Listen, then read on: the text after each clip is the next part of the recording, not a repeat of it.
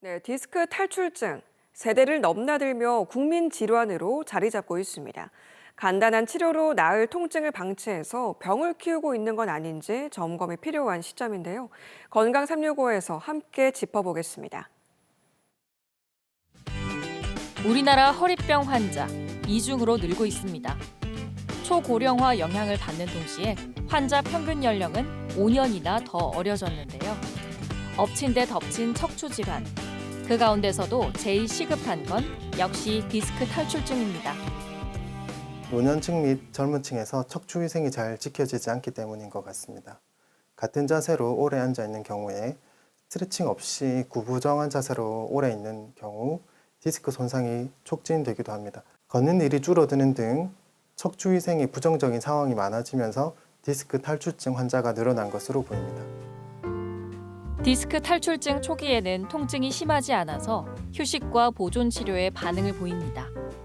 그런데 병이 진행될수록 증상이 반복되거나 회복 시간이 점점 길어지고 다리로 타고 내려오는 방사통 같은 신경 증상이 생기는데요. 여전히 관리만 해도 충분할까요? 초기의 경우 약물 치료나 보존적 치료만으로 호전을 기대해 볼 수 있습니다. 같은 자세로 오래 앉아 있는 경우 안 좋기 때문에 30분이나 1시간마다 일어나서 간단히 스트레칭 해주는 것만으로도 큰 도움이 될 수 있습니다. 하지만 심한 통증이 오랫동안 지속되거나 다리나 발목, 발가락에 힘이 빠지는 등 신경 증상이 있을 경우 수술을 해서 원인을 제거하는 게 필요할 수 있습니다. 디스크 탈출증 치료, 시술 또는 수술 중에서 무엇이 더 낫다고 단순 비교할 수 없습니다. 수술이 필요한 상황에서 시술만 고집한다면 치료 시기를 놓쳐서 영구적인 후유증을 남길 수 있는데요. 어떤 기준으로 선택하는 게 현명할까요?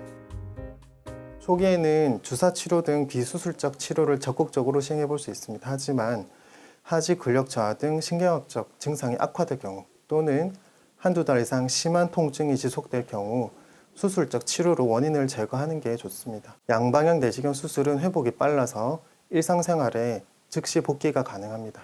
적절한 관리가 이어진다면 내시경 수술로 디스크 탈출증의 완치도 비교적 쉽게 달성할 수 있습니다. 디스크 탈출증.